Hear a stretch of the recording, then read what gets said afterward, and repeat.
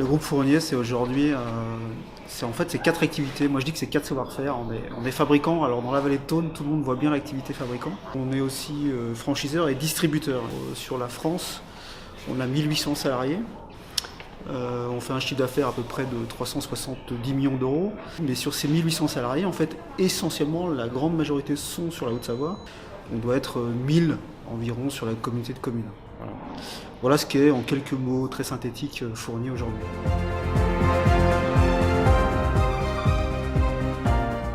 C'est effectivement un énorme projet.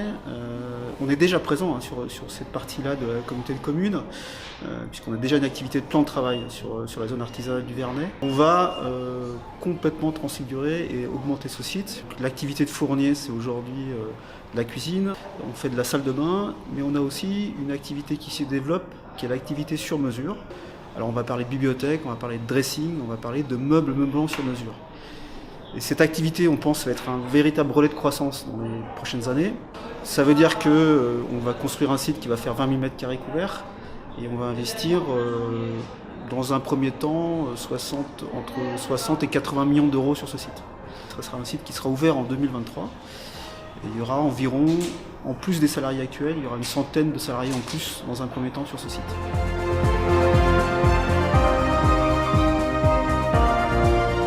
Chez Fournier, on a une particularité, c'est qu'on produit tout à la commande. C'est-à-dire que ce qu'on produit ici est en fait déjà vendu et tout ce qu'on fait, c'est ultra personnalisé. Et Alex sera un modèle dans ce sens-là, puisque quand on parle d'activité sur mesure, c'est un site qui sera complètement sur mesure et personnalisable dans toutes les dimensions. Un des gros enjeux quand on va jusqu'au bout de cette idée de personnalisation et de sur mesure, c'est la gestion de la donnée.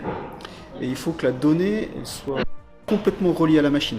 Ça sera un site extrêmement automatisé du magasin jusqu'à la découpe du panneau, jusqu'au champ, jusqu'au perçage, etc. Donc on va avoir beaucoup de belles machines, mais derrière ces belles machines, en fait, il y a deux choses extrêmement importantes.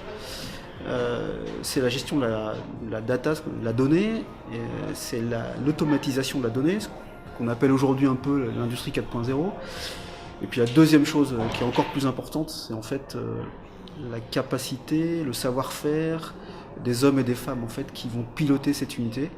Parce que vous pouvez avoir la plus belle machine du monde et le plus beau système d'information, si jamais vous n'avez pas les bonnes personnes au bon endroit, ça ne marche pas.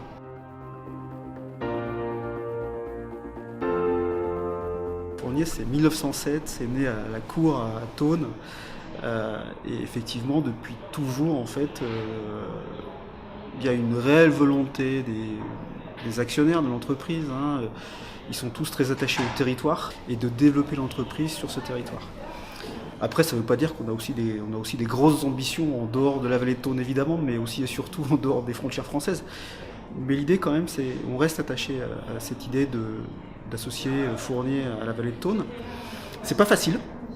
C'est pas facile parce que c'est pas toujours facile de continuer à se développer sur la vallée de Thônes. On sait qu'il y a des problèmes de surface au sol disponible.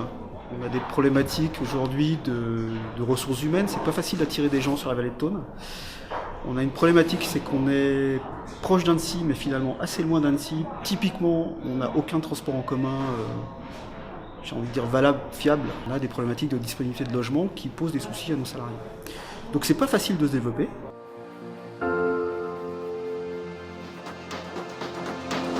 Nobalpa, par exemple, met beaucoup en avant le fait que tout est fabriqué en France.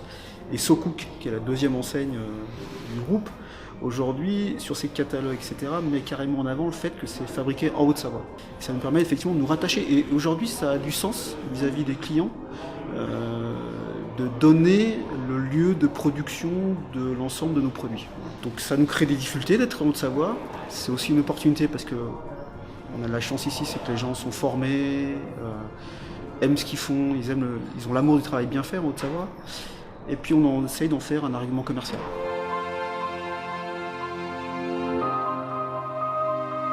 Mon vœu pour 2020, au-delà des vœux commerciaux liés à l'entreprise Fournier, c'est qu'on a enclenché un très gros projet, qui est le projet d'Alex.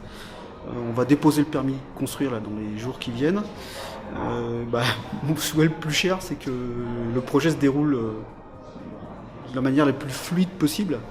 en respectant évidemment les étapes nécessaires et la réglementation en vigueur, mais que ça se passe de manière le plus fluide possible avec l'ensemble des autorités et avec la volonté qu'on doit avoir commune de réussir ce projet dans les délais, parce que pour nous le délai est un élément extrêmement important de la rentabilité du tout.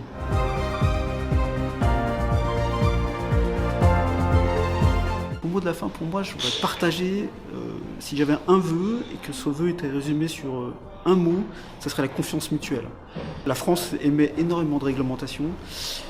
La réglementation, c'est une chose nécessaire, mais après, ça peut vraiment être un frein à la fois au développement, mais aussi à l'envie de faire des choses. Et que si on ne veut pas que tout ça freine et soit freiné, si on ne veut pas freiner les envies, quelles qu'elles soient, il faut se faire confiance mutuellement. Il faut que nous, on sache vous faire confiance et qu'on puisse travailler avec vous, dans la volonté que vous ayez de travailler avec nous. Mais aussi, il faut que toutes les autorités locales nous fassent confiance et qu'on s'inscrive dans une dynamique, et que cette dynamique, elle doit porter, s'appuyer sur cette confiance et ce respect mutuel. Voilà mon mot de la fin.